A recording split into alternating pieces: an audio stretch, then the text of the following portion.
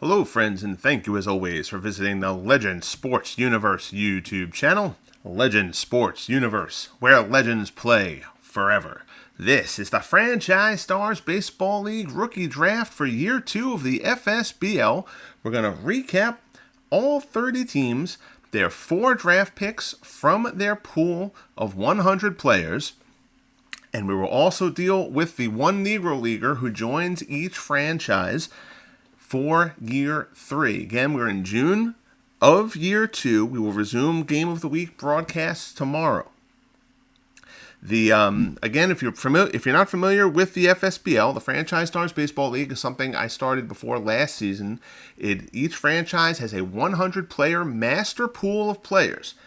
8 catchers, 8 at each of the infield positions, 20 outfielders, 25 starters, and 15 relievers. 40 players were selected via random generator to be with the franchise for Year 1. The remaining 60 players will each enter 4 at a time over the next 15 years of the franchise, and each franchise will also get 1 random Negro Leaguer from history each year as well. Beatles Eternally has joined us. How are you, Beatles? Hope all is well with you, my friend. Hope you are having a good day. If you are broadcasting tonight, certainly let us know in the chat so people can tune in. And we're going to try to get this going a bit. Don't want to go too long with it, but do want to recap each of the teams. We will start off in the National League East. The Atlanta Braves bring in catcher Del Crandall as their top pick. A little bit of an interesting pick there, as they already have Javi Lopez at catcher. The Braves desperately need some offensive punch. Their pitching has, it struggled a little bit this season, but their pitching staff is loaded. They're just off to a slow start. But the Braves' problem is that they can't score. So Crandall will certainly be a help if they can figure out how to work him in. But what the Braves really needed was somebody big. A Chipper Jones and Eddie Matthews, obviously, if you're getting greedy, Hank Aaron. Even Joe Adcock at first. I mean, John Morrill is doing a great job so far this season, but nobody really expects that that's going to last for too long. So the Braves did elect position players. They didn't take a single pitcher. Bill Sweeney, Jack Burdick, a pair of second basemen. Mac Jones as an outfielder. None of those guys figure they're going to be a huge impact. Felton Snow, a Negro League third baseman. Again, I don't think he's going to be too much of an impact player either. So Crandall certainly is the best pick for the Braves. I'm just not sure he really fills a need for Atlanta. We'll move on here. The Florida Marlins. The Marlins had a great rookie draft last year. And obviously the Marlins, being a team that doesn't have the huge history, they're going to need some help. And last year they drafted Gary Sheffield, they got Sandy Alcantara, and they got Jose Fernandez. They build on that with a pretty solid draft crew here in Year 2. Starlin Castro is a solid second baseman. He can play a little bit around the infield too, so he gives them a little bit of flexibility. But they also add Dontrell Willis. The Marlins could have a really solid pitching staff next year. If you've got Alcantara, you've got Fernandez, now you've got Willis, you've got Josh Johnson there, AJ Burnett. So the Marlins could put together a decent little pitching staff. They're still going to need to get some improvement with the bats. To give Sheffield and Hanley Ramirez some support. But the Dontrell Willis pickup is a good one for the Marlins. Again, in the National League East, where the Phillies and Braves haven't really drafted as well as they would hope. They haven't gotten their big guns in there yet. And the Mets and Expos have kind of been the surprises at the lead of that division, but they're not. The Mets are off to a ridiculous start this year, but the Mets don't figure to be a juggernaut. As Todd B checks in. How are you, Todd? But the Marlins, if the Marlins play their cards right and get a couple of good drafts, maybe can make a trade or two, the Marlins may be able to make a dent in that NL East before too long. The Mets big pickup, they will add Pete Alonso to the squad next year. Lucas Duda has done an admirable job holding down the fort at first base here in these first 2 seasons for the Mets. But Pete Alonso certainly upgrades that position for them. The Mets can pitch. And this year, the Mets are hitting well. Nobody knows how long that will last, but Pete Alonso certainly bolsters that lineup looking forward. Ron Hodges, it probably will never see the light of day in this league. Jim McAndrew, Tim Tuffle, a decent backup second baseman. Milton Lewis in the Negro Leagues, not really a huge impact player, but the Mets adding Pete Alonso at first for some much needed power into that lineup. Now you put Alonso in that heart with Beltran and Strawberry, and you've got a very, very nice 3-4-5 forming there in New York. Move on to the Expos. Not a great draft for the Expos. Brian Schneider, at catcher, he's not really going to be any kind of an upgrade. He was just a guy who was there for a while. Josh Bell at first base. Bell could supplant Nick Johnson and Adam LaRoche. Bell could certainly throw himself into that mix. Fine professional hitter. Otis Nixon gives you some speed, but they already, for one thing, the Expos outfield is really solid with Soriano, Dawson, and Harper, plus Rusty Staub DHing. They drafted Marquise Grissom last year, so Otis Nixon just seems to be something that the Expos kind of already have. Drew Storen in the bullpen, Negro Leaguer Nelson Thomas will get into that Expos bullpen mix as well.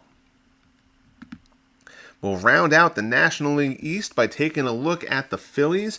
The Phillies' big ad, Cole Hamels, a terrific starting pitcher who will add into that Phillies rotation. Jack Clements behind the plate is also a good pickup. The Phillies already have Darren Dalton, who's been hurt a bit, and Carlos Ruiz, but Jack Clements is a terrific player.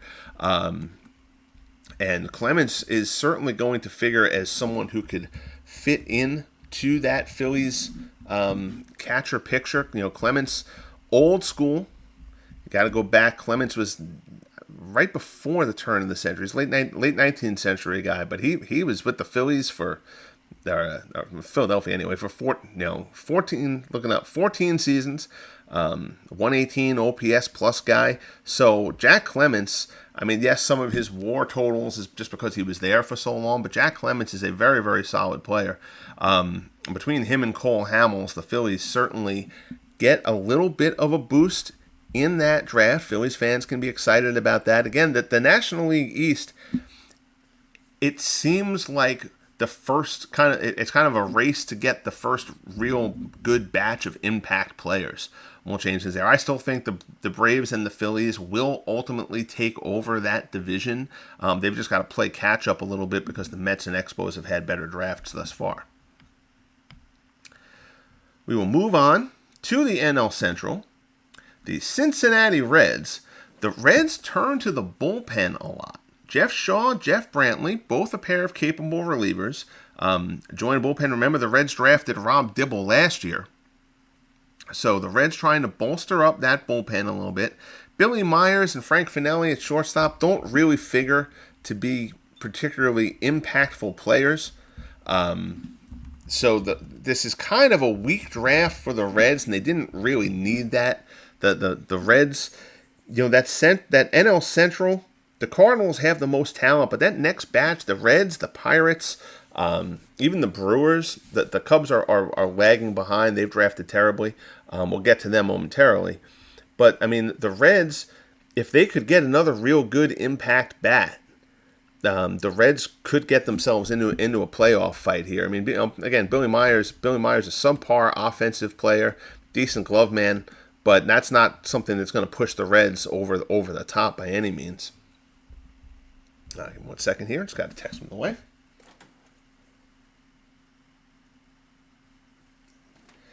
All right. So we'll move on from the Reds to those St. Louis Cardinals. The Cardinals, a decent pick here. Charlie Comiskey is not really going to factor in at the first base slot there for the Cardinals. Don Blassingame's not much, but Chick Haffey will certainly be capable of fitting into that outfield mix. Todd Worrell can help out that Cardinals bullpen. So those are both of those pickups are solid for the Cardinals. Chick Haffey, Hall of Famer. It's not getting Stan Musial, but because right now the Cardinals have Edmonds out in center, they've got Ray Langford out in left, and they've got J.D. Drew and Brian Jordan out in right. Chick Haffey can penetrate that. So keep an eye out for how fast Haffey will come on next season. The Cardinals are in a bit of a precarious spot in that division. Yes, they won it last year, but they trail this year. So if you can get Haffey out there, I mean, I don't know if you move. I'm trying to remember if Haffey was. I think Haffey played all over the outfield positions. I think he's predominantly a left fielder, so he'd put Ray Langford at risk. Langford had a great year last year, but Langford pretty much, Langford overperformed last year. Chick Haffey long term is going to replace Ray Langford out in left field for the Cardinals. I mean, Langford was a nice, underrated player. Chick Haffey is a Hall of Famer. Chick Haffey's going to get that nod there. It's Beatles now just Haffey's a good pickup. Todd, yes, Haffey is in the Hall of Fame. So that's certainly a strong pickup for the Cardinals as that dogfight NL Central. Everybody's kind of trying to get ahead, and we get to the Cubs. The Cubs needed impact, and they get some here. Ron Santo is the top pick for the Cubs. Santo will absolutely take over at third base there. No slight to Stan Hack, but Ron Santo is going to take over third base for those Cubbies next year. Try to provide a little bit of pop into a lineup that's just completely devoid of it. The Cubs hope that they can string some hits together, have a little bit of speed, and manufacture some runs, but they really don't have a bopper in that lineup. Santo getting in is certainly going to help the Cubs going forward. Bill Hutchinson, a very good pitcher, should help out that rotation as well. Hutchinson, again, 19th century pitcher. So he's going to be a guy who probably, even with waiting for things as I do, he's not going to strike out a ton of guys, which is, what tends to be the biggest problem for the old time pitchers, with a few exceptions. He's not going to walk many guys either, although Hutchinson, relative to the time, actually did walk a decent number of guys. So, but still, he's a very solid. I'm trying to remember. He's a right-hander, yeah. Right-hander, 112 ERA plus for his career. So Hutchinson certainly goes into the mix starting. Dick Tidrow is a nice pickup in the bullpen for them. Bob Chipman, he'll be kind of, he'll be depth on the roster. But Dick Tidrow joining that Cubs bullpen. If Tidrow reaches his potential, now all of a sudden you've got Tidrow out there possibly setting up for Lee Smith. That's not a bad back end, for the Cubbies. I still think they need another impact bat, but Santos certainly changes complexion a bit. As Beatles notes, Hack will be good off the bench. You could even DH Hack in that lineup. So definitely Santo is something that the Cubs and our good friend Tex Aggs will be happy to see. The Cubs desperately needed that. Move on to the Brewers. Cecil Cooper, one of my favorite players growing up. Cecil Cooper joins the mix there, but this is a weird draft for the Brewers because, and they take Richie Sexson too. Sexson is fine. Scott Podsednik is fine depth. Mike Caldwell is a nice pickup for them as a starter. Caldwell will probably slot into that rotation. He should be able to join Burns and Woodruff. I'm trying to remember the other guys off the top of my head from that rotation. Now, Ben McDonald, Chris Bosio, Moose Haas. Caldwell can break that group, but the Brewers have actually outperformed in terms of pitching, surprisingly, since they started. So Caldwell helps that, but Cecil Cooper, drafting Cooper and Sexson is just surprising because they've got Prince Fielder at first. Now, you can absolutely turn Prince Fielder, who is a completely sessile organism at first base, as far as defense goes. You can move, and this is probably the plan, move Prince Fielder to DH, let Cecil Cooper play first, and that certainly lengthens your lineup and greatly improves your defense at first base. Richie Sexson will just be there to possibly mash some home runs if he can crack in, but I don't really think that Sexton's gonna factor into that lineup too much. We move on from the Brewers to the Pittsburgh Pirates. The Pirates get a bit of offensive help. They probably would have rather had Paul Waner, but they'll settle for Lloyd Waner. Waner joins an outfield mix. And again, the Pirates keep on hanging in. They're actually doing very, very well this year. They're near the top of that division. Actually, check 2 seconds. As of June 1st, the Pirates are a game and a half out of first. They've pitched really well this year, which was their downfall last year. Last year, they've got this offense that really didn't have a ton of pop other than Stargell, and Bob Elliott has actually proven to be a very good hitter for them at third base. But they really had to manufacture runs, but they did it really well for the bulk of last year. Their pitching just didn't hold up. So now you're going to thrust Lloyd Waner into that mix. Deacon Felipe, it's not Felipe, it's Felipe, I think. Felipe. I've mangled that guy's I've mangled his last name throughout any year I've ever done it. And then I finally looked it up the other day how it's actually supposed to be pronounced, and I forgot. But he's a nice pickup there. But I mean, Lloyd Waner, Hall of Famer. Anytime you can add a Hall of Famer to your roster, even if for his career, Lloyd Waner is actually a 99 OPS plus, but part of that because he hung around for several years when he stopped being productive. So that's a little bit adjusted. Felipe and Kamnitz, as Beatles, our resident Pirates fan, notes, likes those additions into the rotation. Again, the Pirates are just going to throw a bunch of decent, solid starters against the wall and see which 5 of them stick, is basically how it's going to go for them. I mean, this year, Ed Morris, who wasn't great last year, Ed Morris is 7-1 through the first 2 months of the season. He leads the National League in ERA, so he's off to a great start. They can't really expect Morris to probably keep that up, but as long as he produces solidly, they just demoted Bob Friend and called up Doug Drabek, as Bob Friend has just been battered this season, and so they're going to try to get him right. Friend will be back up at some point, but I mean, if they can get something with Drabek, again, the Pirates are just trying to piece the pitching together, and so far this year they've been able to do it. Move to the Diamondbacks. The Diamondbacks needed impact, and they got none of it. A.J. Pollock, Jake McCarthy, Wade Miley, Taijuan Walker. I mean, again, the D-backs are just fighting an uphill climb.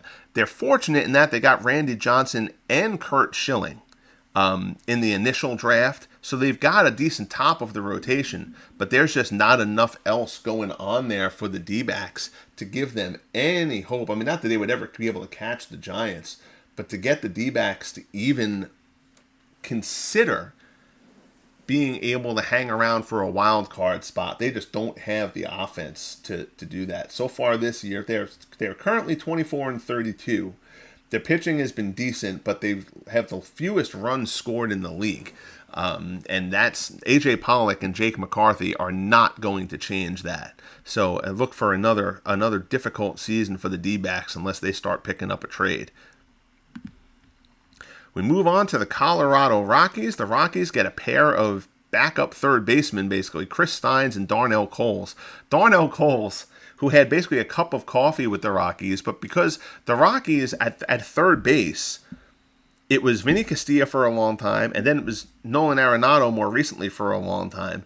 And bridging that gap was just a mess of bodies, really. Garrett Atkins, and then you had guys like Darnell Coles actually qualifies as a top 8 WAR guy at third base for the Rockies, and he's got his WAR is like 0.4 or something like that. It's absolutely ridiculous. So the Rockies were hoping for a little bit more impact than that. Antonio Santazella, Adam Ottavino, I guess, can help the bullpen. I always like the one-name Negro Leaguers who pop up. They have a reliever here just named Phelps. Last year it was the guy who went by Newman, who joined the Expos. Phelps, and there's a couple of others we'll get to in this draft. But Adam Ottavino of that group is probably the best pickup for them as the Rockies kind of try to build from the back forward and kind of get that bullpen holding up. But the Rockies 26-30 this season. They desperately need some help pitching, and their offense hasn't done anything this year, which is surprising. The Rockies' offense was pretty solid last year, as you'd expect. They just can't pitch. So they missed the boat on both of those avenues in this draft. Not a good one for the Rockies if you are hoping for the... Yes, Charlie Hayes. I believe Charlie Hayes qualifies on the Rockies list, because Charlie Hayes wouldn't qualify like on the Phillies list. The Phillies have had too many good third basemen for Charlie Hayes to rank. So I'm pretty sure that Hayes ranks among the Rockies' third base options as well. Out to the Dodgers, and the Dodgers, that's about as impactful as it gets. Jackie Robinson leads the way for the Dodgers. Robinson will enter. Got to feel bad for Davey Lopes, because you can like Davey Lopes, but Davey Lopes isn't playing over Jackie Robinson. Derek Wegener joins us. How are you, Derek? I appreciate you tuning in, man. Thank you so much.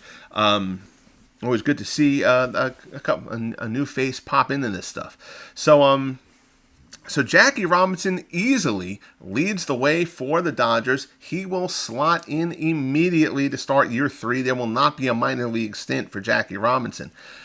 The way the Dodgers lineup sets up, I mean, Lopes could see some time DHing or something like that. But I mean, again, he's not going to play over Robinson at all. Red Smith, not a bad third baseman. Matt Kemp. The Dodgers have not had a great offensive draw. They didn't have a great offensive draw in the initial draft. They didn't really add impact last year offensively because they really went with pitching. Matt Kemp could thrust himself into that outfield mix right now for the Dodgers. Currently, they're sending Zach Wheat out in left, Willie Davis in center, but the right field mix is Pete Reiser. And Pete Reiser is a fine player, but Matt Kemp can certainly generate some at bats in that Dodgers lineup if he comes on fairly quickly. Larry Sherry goes into the bullpen mix, but again, pitching isn't really the Dodgers' issue. But seeing Jackie Robinson enter the draft, we'll wait until this draft is over, but you can certainly make an argument that Jackie Robinson is the best player to enter this draft. And the Dodgers, who right now are absolutely miserable this season, 21-35. Remember, the Dodgers won 95 games, won a wild card spot last year, but they have not been able to get any offense going so far here in year 2. Again, we're as of June 1st. So the Dodgers, they'll probably right the ship a bit this season, but they've got quite a hole to dig out of at this point, down in the bottom of that West. But they've at least got something to look forward now with Robinson and to a lesser extent Kemp joining them next year. We move on to the San Diego Padres. I don't even know what to say. The Padres are horrible. Incredibly, they're actually ahead of the Dodgers right now. They're 22-33, so they're only playing .400 ball, which gives you an idea of how bad the Dodgers' offense has been this season. And the Padres have actually pitched okay, but they can't score for anything. 189 runs scored in 55 games. Second worst in the league. The only team worse offensively than them is the Diamondbacks. Manuel Margot is not going to change that for the Padres. But they do go with some pitching. Joey Hamilton, Clay Kirby, Dennis Rasmussen. Dave Brown is a solid Negro League pitcher. He's going to kind of be the under-the-radar guy in all of this. Brown won a couple of ERA titles, in the Negro National League. He had a pretty short career there. Only 6 Negro League seasons on record for him, and one of those was only a partial season. But Dave Brown, one of the better Negro League pitchers, he figures to possibly get into this rotation next year, and he would be the second Negro Leaguer to join the rotation because the Padres dipped into the Negro Leagues for pitching last year when they got Nip Winters, who would take, Nip Winters vaulted right to the top of that Padres rotation. But again, Hamilton, Kirby, and Rasmussen. Clay Kirby can factor in. Joey Hamilton was a nice middling starter. Again, nobody really impactful from those 3. If anybody's going to make an impact out of the 4 starters the Padres picked up, I think Dave Brown is actually going to be the guy. Lastly, wrapping up the National League portion of this, the San Francisco Giants, and this isn't a bad draft. I just don't know where the Giants are going to find room for anybody here. You can't complain about getting Roger Connor. Roger Connor, again, Hall of Famer, but you've already got Willie McCovey, who's the reigning National League MVP. Where are you going to put Roger Connor in this lineup? Roger Connor coming off the bench. Larry Doyle at second base. Again, Larry Doyle was a terrific player. But Larry Doyle was going to join a group that's already got Jeff Kent there. It's got Robbie Thompson there. I mean, Doyle's a better player than Thompson. But just the Giants are just so deep and so rich, and they've had a good draft, and it's just, this is where you're starting to see some situations where there's no room at the end. You're going to see that a bit with Oakland when we'll get to the A's as we get to the American League. JoJo Moore, very capable outfield. Honestly, the biggest, most impactful pickup for the Giants, just because of how their roster is built, might be Gary Lavelle, just because the Giants' bullpen was a bit shaky last season. Not that Lavelle was a better player than Connor or Doyle or even more, but just in the way the Giants are set up right now, Gary Lavelle might actually be the most impactful pick immediately for the Giants. Todd says sit Kent down. Beatles liking the Giants draft. But Kent can be moody. But all he's got to do is hit, and Bonds isn't there yet, so you won't have any dugout fights. So that wraps up the National League. I think of all the National League picks, you'd probably have to say the Jackie Robinson pick to the Dodgers leads the list. Not a lot of huge pitching coming into the National League for year 3 of the FSBL, which is a bit interesting. Last year, they added Dizzy Dean, for the Cardinals, and Preacher Rowe, Van Mungo, a little bit stepped down, but still very solid guys for the Dodgers. So, but a lot of offensive focus in the National League. So now we'll move on to the American League, and trying to get through this in a fair order without rambling too much. I was targeting about an hour, although I was mistaken. My Discord post, I thought that Bernard was doing a broadcast, Bernard Strum's replays. If you have not followed that as of yet, kindly do so. I know you do, Beatles and Todd, but Derek, if you haven't followed Bernard's channel, check him out. He does a lot of cool stuff for the Red Sox. But Bernard's broadcast was yesterday, not today. So, but still, we're going to try to get through this without laboring on too long. So let's move on to the American League draft and recap those. We'll start off with the Baltimore Orioles. The Orioles, Jim Stevens, Jonathan Shoup, nothing really big there. Brady Anderson, we'll see if they can get Anderson on the roids to help him out. Connor Doyle and Moore sounds like a Sherlock Holmes novel. Very good, Todd. So, Brady Anderson, we'll see if they get the roided up model of Brady Anderson. Again, I don't do peak. It's not based on a peak season. The starting ratings are based on a career averages, and then their potential rating is based on the 3 peak seasons of their career. So they have to get there. Anderson's potential rating will be pretty solid, but his starting rating isn't going to be anything exceptional. So he's going to have to develop properly in order to be an impactful version of Brady Anderson. Sammy Stewart, can certainly be a factor in that Orioles bullpen. Negro Leaguer Darius Bay, who I admit I don't really know too much about other than what I had just looked up when I was, figuring out this draft. We move on to the Red Sox. The Red Sox get a pair of starters and a terrific Negro League pick. Rick Farrell at catcher, Dick Gurnon at first base, probably not guys who are going to crack things. Smokey Joe Wood and Mel Parnell are going to fight to join what's already a really deep rotation in Boston. Dobie Moore at shortstop is a great pick filling a need for the Sox. No offense to John Valentin, but the opportunity to play Dobie Moore at shortstop is one I'm not sure the Red Sox are going to be able to pass up.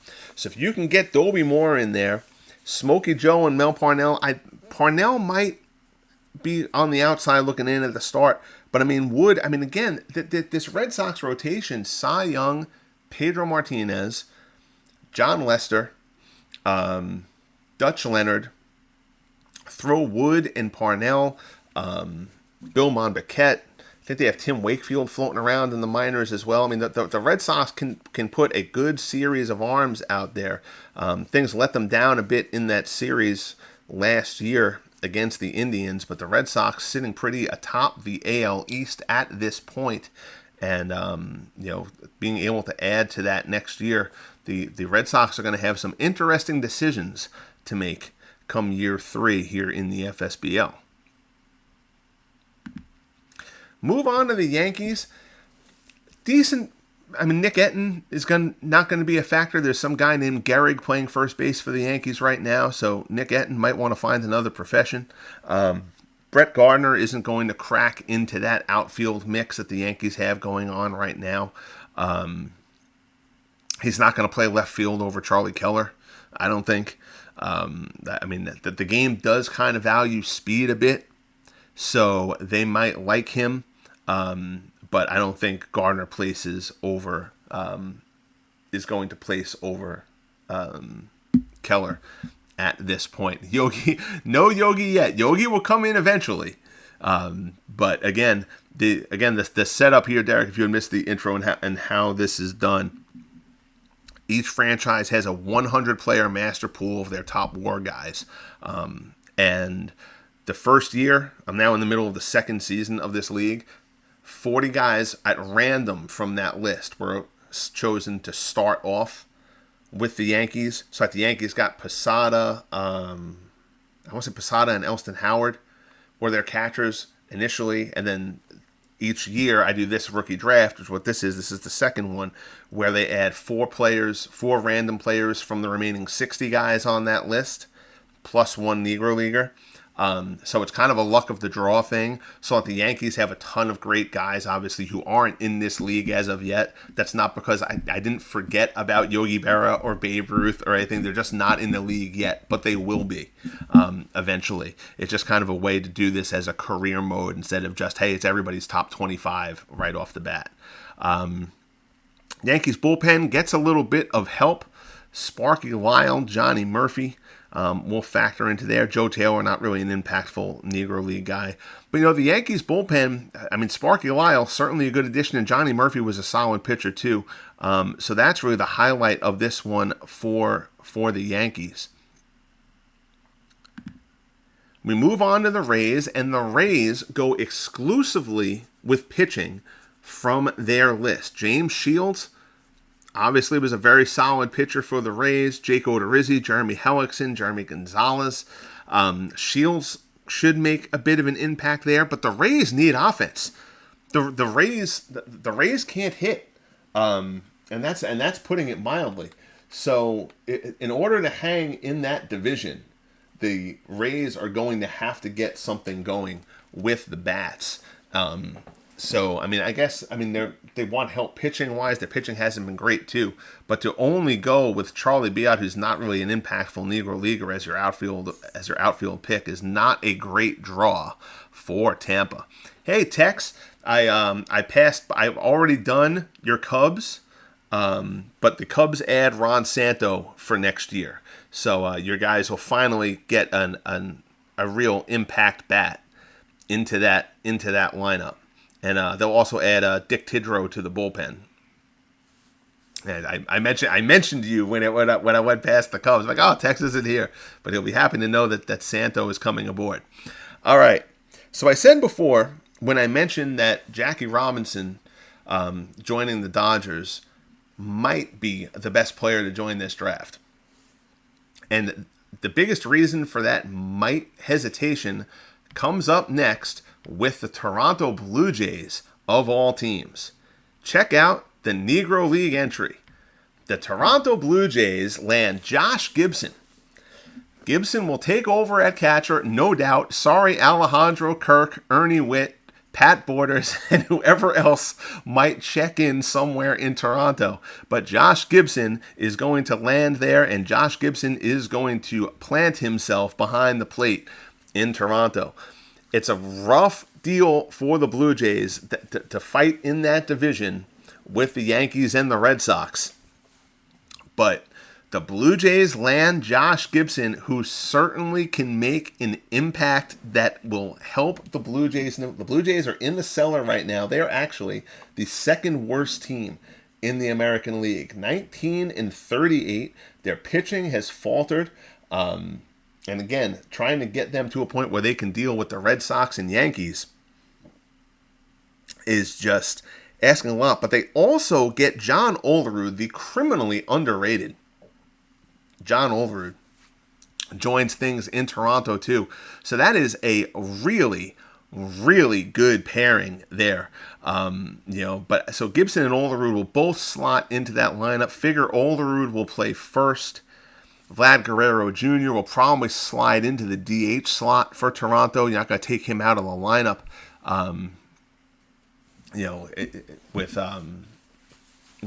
The Blue Jays can't afford to lose Vlad Guerrero Jr.'s bat. But he'll move to DH. Olerud, a terrific fielding first baseman. So adding Olerud and Josh Gibson to that lineup next year should be interesting. Pat Henkin and Hyun-Jin Ryu, who's down the starter list in WAR for the Blue Jays, but that's just because he hasn't been there that long and they haven't had a lot of great pitchers. But he's still qualified for them. Henkin and Ryu could both really help out that Blue Jays rotation that desperately needs it at this point. But Josh Gibson, the conversation for Toronto starts and ends with Gibson joining the Blue Jays.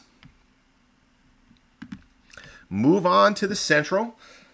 White Sox, big pickup there. Luis Aparicio joins at short. Nomar Sanchez at second. Thornton Lee will be in the bottom of the rotation mix as far as starters. Floyd Robinson was not a bad player.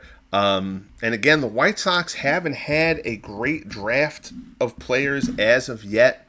But I don't really think that Floyd Robinson is really going to be somebody who cracks that White Sox lineup at the moment. I think your big get for the White Sox there is certainly Aparicio, who will I think that he's going to supplant Alexi Ramirez at short. Floyd Robinson in that outfield. I mean, that the White Sox outfield right now: Shoeless Joe Jackson, Carlos Lee, Happy Felsch, Fielder Jones, Lance Johnson are all make up the starting outfield and the depth there. I'm not sure Robinson cracks past any of those guys. So Aparicio is the guy who's most likely to make an immediate impact for the White Sox. Moving on to Detroit. Big pickup here for the Tigers, and Lord knows they need it. Justin Verlander will join the Tigers next year. Tigers rotation has actually performed very well this season after a poor season last year. But Verlander will go to the head of that class. He'll join Mickey Lolich, Mark Fidrich, Virgil Trucks, Frank Larry, and Harry Kovaleski round out that rotation at the moment. But Verlander will go to the head of that class. Earl Whitehill and Schoolboy Rowe, not bad pitchers either. So, you've got a nice draft here for the Tigers. They needed a good draft. The Tigers have been among the more disappointing teams in the league. And the pickup of Verlander certainly helps.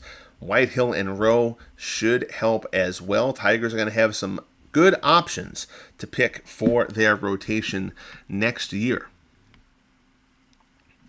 Steve Tate's Detroit Tigers. We move on to the Kansas City Royals. One of my favorite players from the 80s, Willie Wilson, joins Kansas City.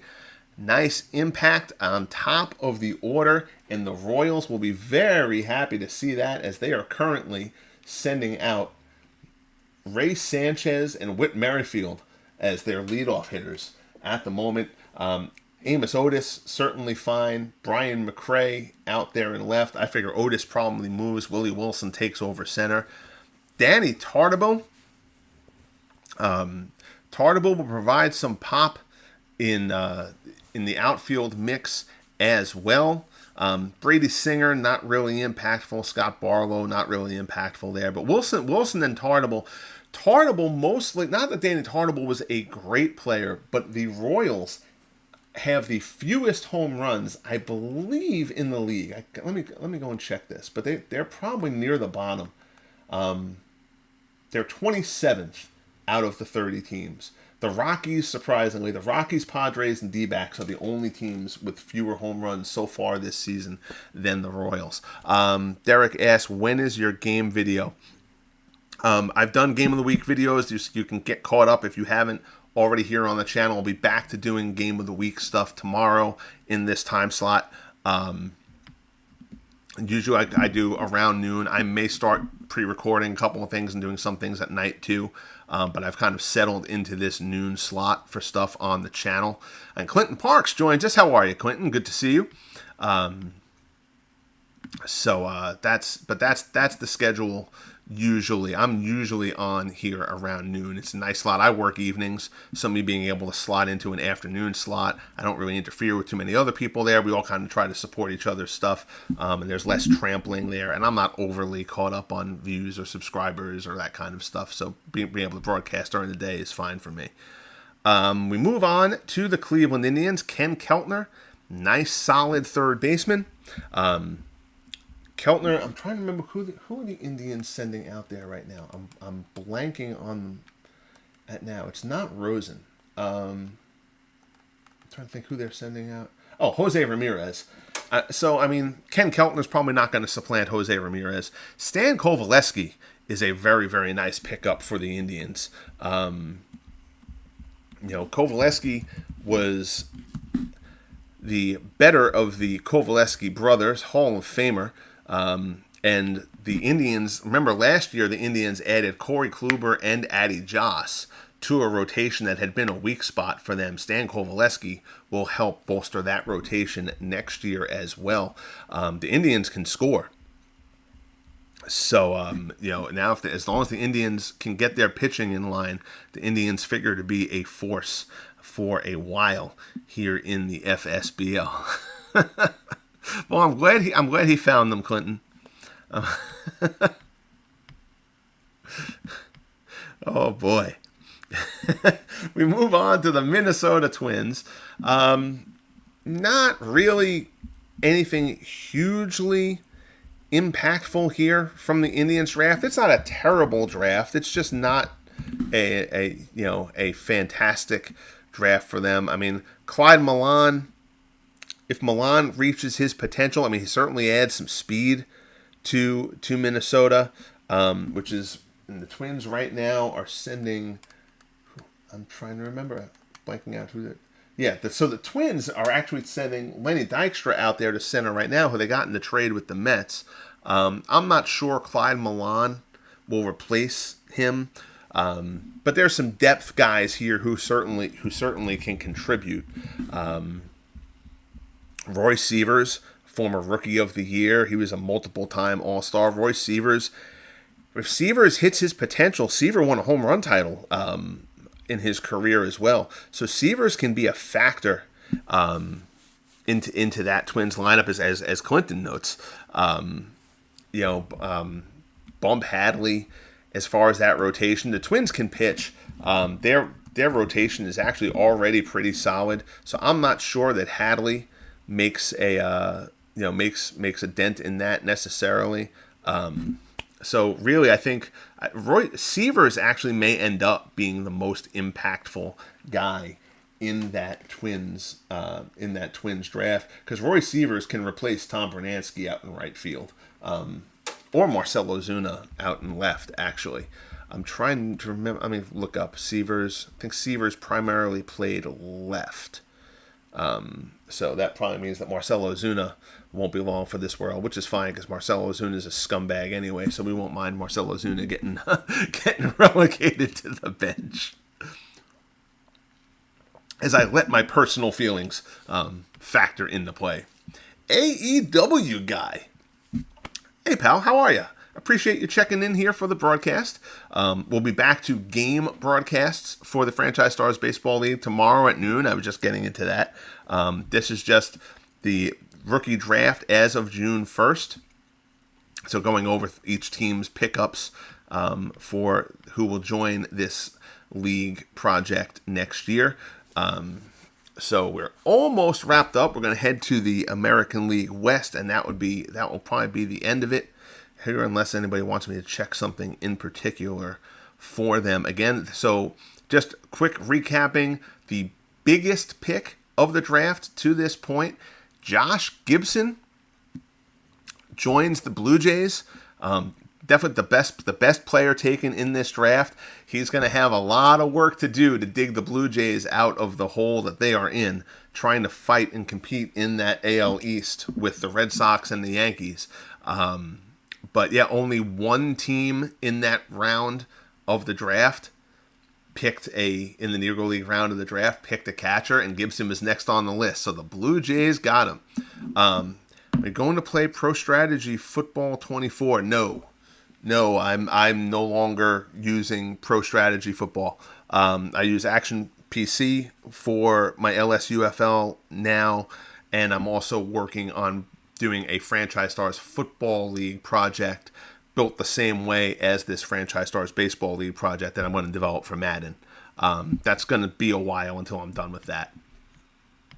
But no, Pro Strategy Football just had too many issues and problems and poorly done things in it that I couldn't really deal with anymore. Clock management and too many positions didn't matter and stuff like that. But hopefully the new game has figured some of that stuff out. I wish them luck with it, but it's not a game that I'm involved with anymore at this point. So we'll move into the West. The Houston Astros. The Astros, another guy who I always like, Jerry Mumphrey. The way that Astros draft is set up, the way the Astros lineup is set up, Jerry Mumphrey could get a bench role with them. Bob Bruce for that rotation probably doesn't crack it. The Astros have a decent rotation. I'll get to that in 1 second, Tex. Let me finish the Astros here. Two catchers. Cliff Johnson was a really solid player, actually. And the Astros right now are sending Brad Ausmus out there. Ausmus was a solid defensive catcher, but Brad Ausmus as your everyday catcher, I think Cliff Johnson is going to oust him from that spot. Plus, Johnson gives you some flexibility. He can play a little bit of first. I think he can play a bit of out. I don't know if he played enough outfield in his career that I would qualify him at that spot just because of the way I do things. I know he was really a DH, but he'll get rated at least at catcher and probably at first base as well. Tony Eusebio is a backup, but he's depth at the position. But Cliff Johnson may very well make Brad Ausmus a backup. Drafting two catchers is a bit shocking there. The real pickup here for the Astros, again, though, I don't know what you do with him with Jose Altuve already holding down second base, is Frank Grant. Frank Grant, he's in the Hall of Fame as a pioneer / executive, actually. But Frank Grant, Negro League second baseman. I'm trying to think of the best. It's called the Black Dunlap. If you remember Fred Dunlap, who was an old time player as well. Terrific defensive second baseman. I'm just not sure that Grant really is going to be somebody who's going to remove Altuve unless they put Grant at second and let Altuve DH.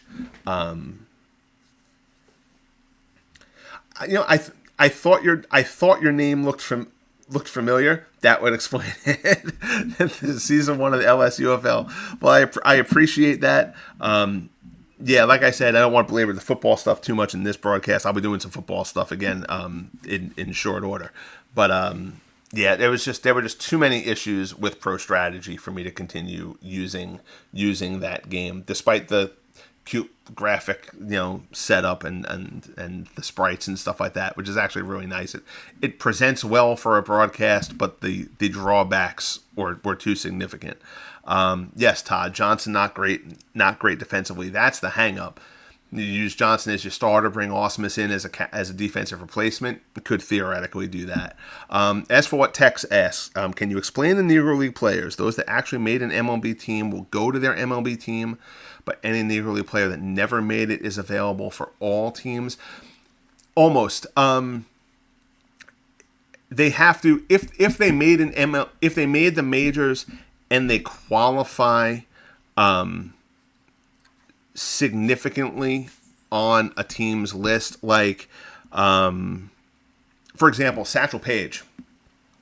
Satchel Paige made the majors, but he ranks low on anybody's list who he made. Like technically, he actually, if I'm remembering this right, he actually qualified by the standards as like a low, a bottom of the list, not bottom of the list talent-wise, but just bottom of the WAR list reliever for the Orioles. That's a slight to Satchel Paige. So I would rather, basically, if I can rate him better off of his Negro League statistics than his Major League statistics, if he's going to rate better off of his Negro League statistics, I'm probably going to leave him I'll make him as one of those Negro Leaguers who's open to all teams.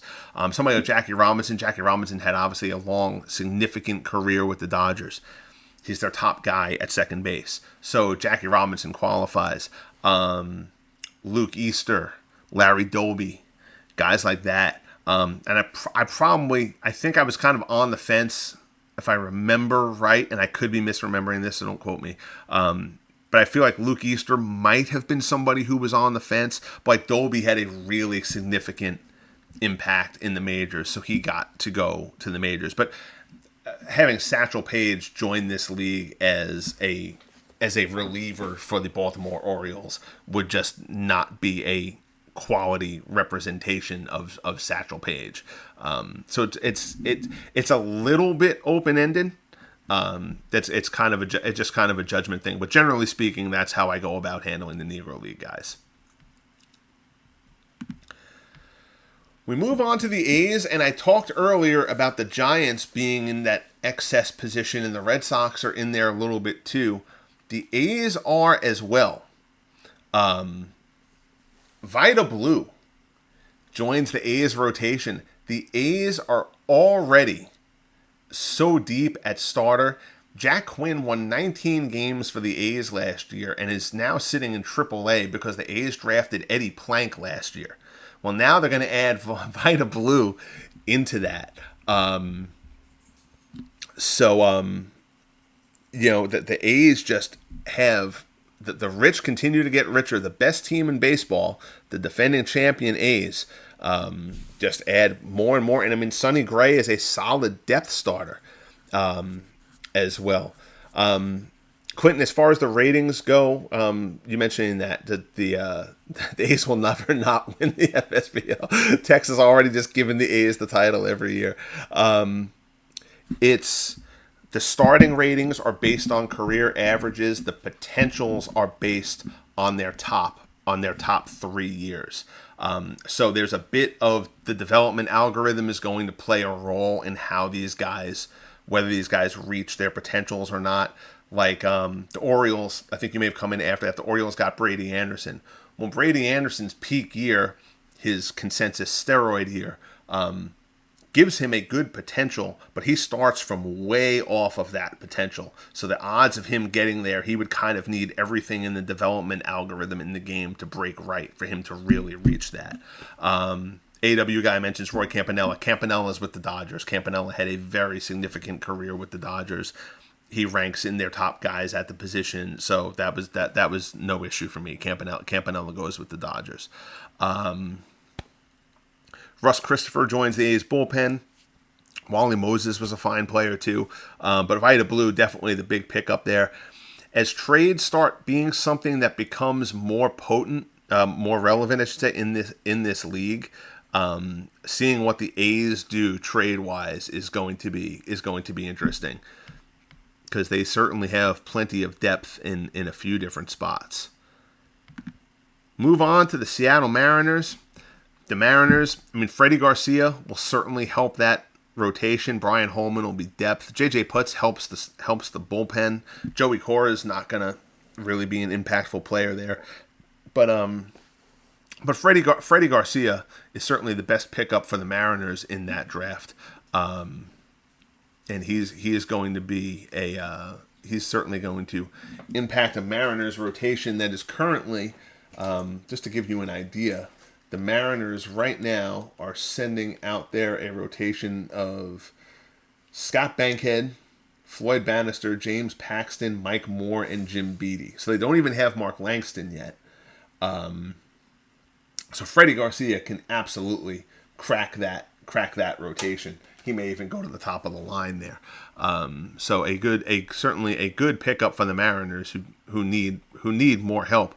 Although their offense, I mean, they got a decent offensive draw. They've got Griffey, they've got Ichiro, they've got Brett Boone. So the Mariners, one really good draft, and the Mariners could kind of thrust themselves into at least a wild card consideration. Again, if everything breaks right, they need a season like the Angels had last year. Right. Yeah, if King Felix joins, all of a sudden, if the Mariners come into this draft next year and they, by luck of the draw, they get Felix Hernandez and Mark Langston. Now all of a sudden you've got Hernandez, Langston, Garcia, say Paxton and Bannister maybe, as your 5-man rotation. All right, now if your offense really has a good year, you can hang around a wild card conversation like the Angels did last year. The Texas Rangers, as of the moment, are in last place again. They are the worst team in the league, 18-39. They can't pitch, they can't hit. But the Rangers will get a little bit of help here. Rafael Palmeiro at first. They do already have Mark Teixeira, but put one of those guys at DH, and you can work that out, which makes the draft of Pete Incaviglia. Incaviglia is just going to have no room at the end because Pete Incaviglia is basically a lesser version of Frank Howard, who they already have. So Incaviglia will go to the bench. David Murphy is a nice, solid outfield component who might help the Rangers a bit. But the Rangers just need so much help that that the addition of Palmeiro is nice and Murphy is nice and all. But I'm not sure that the Rangers didn't really fit big time needs there. The guy they really need Juan Gonzalez. They need an outfielder who can make an impact, and Juan Gonzalez is what the Rangers need. So we'll see when he comes into the fold. But certainly you're not gonna complain about being able to add Palmeiro. It's just you have to figure out how to sort out the DH spot. And I believe lastly, the California Angels. The Angels. The tragic story, Donnie Moore, but Donnie Moore was also a really solid reliever. AEW guy, Rafael Palmeiro, stated emphatically before Congress, waving his finger and everything, that he didn't take steroids. Are you saying you don't believe him? So Donnie Moore joins the Angels bullpen. Albie Pearson, a nice player, but the Angels are okay in the outfield right now. Albie Pearson, I guess he could fight somebody. Why am I blanking on who's out there in right field? Cole Calhoun, Albie Pearson. Pearson might get some time out there, just defensively, and yeah, exactly what Clinton mentions. Pearson's a steady fielder. Calhoun is all right. You've got Don Baylor in left. They've got Mike Trout already in center. So the only place for Pearson to really play is right, unless you put Pearson out in left and Don Baylor becomes your DH. But Don Baylor supplanted Brian Downing, who has now become the Angels' DH. So I think that it's probably going to be Baylor stays out in left and Pearson fights for time in right. Jared Washburn, if he develops properly, can probably get himself near that Angels rotation They've got Tanana and Messersmith right now, but then it's Ed Figueroa, Irvin Santana, Andrew Heaney. Jared Washburn can certainly factor into that group. So he'll be interesting to watch. But Donnie Moore will certainly figure into that bullpen, over somebody like an Al Levine or somebody like that. So Donnie Moore gets another crack at a career here in our fictional world. So that covers all of the teams. Again, I tried to get through this relatively quickly. So all those guys, again, they will not join the league now. Those guys will be created in the off season after year 2 is complete. We pick back up tomorrow with the game of the week for June. What does it work out to? Works out to June 4th, here in year 2 of the FSBL. We will I just want to take a quick look. I've got things up here, actually. What game are we going to do? Tomorrow, who haven't we seen yet?